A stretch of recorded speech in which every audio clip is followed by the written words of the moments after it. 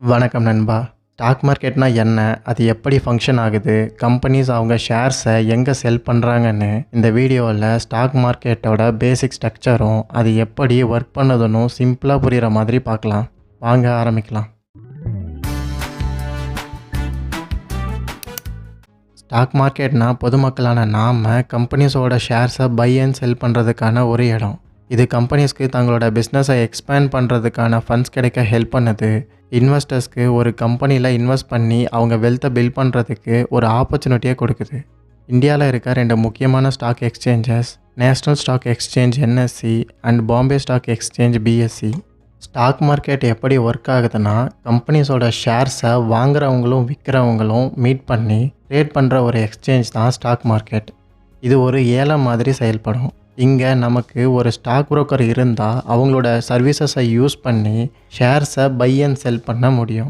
So brokers இன்வெஸ்டர்ஸ்க்கு மார்க்கெட்டை reach பண்ண help பண்ணுறாங்க. கம்பெனிஸ் ஷேர்ஸை இஷ்யூ பண்ணுவாங்க.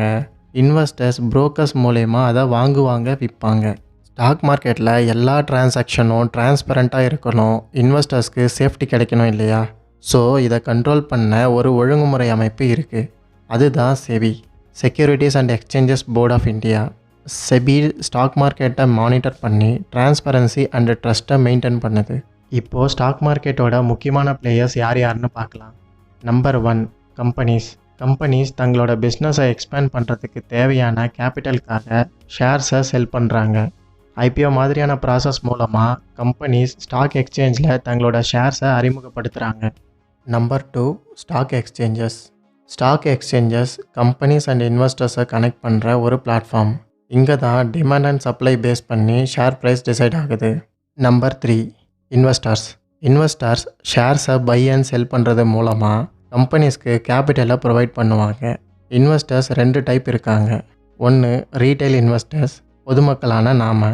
2 institutional investors, mutual funds, pension funds மாதிரியான பெரிய organisations. Number 4, brokers investors and stock மார்க்கெட்டுக்கு நடுவில் ஒரு பிரிட்ஜ் மாதிரி இருக்காங்க. எக்ஸாம்பிள் ஜீரோதா க்ரோ மாதிரியான ஆப்ஸ். நம்பர் 5, செபியோட முக்கியமான வேலை என்னன்னா, கம்பெனிஸ் அண்ட் இன்வெஸ்டர்ஸ் ஃபேராக ட்ரேட் பண்ணுறதை இன்ஷூர் பண்ணுறது. ஸ்கேம் நடக்காமல் மார்க்கெட்டை சேஃபாக மெயின்டைன் பண்ணுற மிக முக்கியமான பொறுப்பு செபிக்கு இருக்குது. நம்பர் 6, கிளியரிங் கார்ப்பரேஷன்ஸ் எல்லா டிரான்சாக்ஷனும் ஸ்மூத்தாக நடக்கிறத இன்ஷூர் பண்ணுது. பேமெண்ட் அண்ட் ஷேர் டெலிவரியை ஆட்டோமேட் பண்ணிவிட்டு இன்வெஸ்டர்ஸ்க்கு சேஃப் செட்டில்மெண்ட்டை ப்ரொவைட் பண்ணுது. இது வரைக்கும் ஸ்டாக் மார்க்கெட்டோட ஸ்ட்ரக்சர், அது எப்படி செயல்படுது, அதில் முக்கியமான பிளேயர்ஸ் யாருன்னு பார்த்தோம்.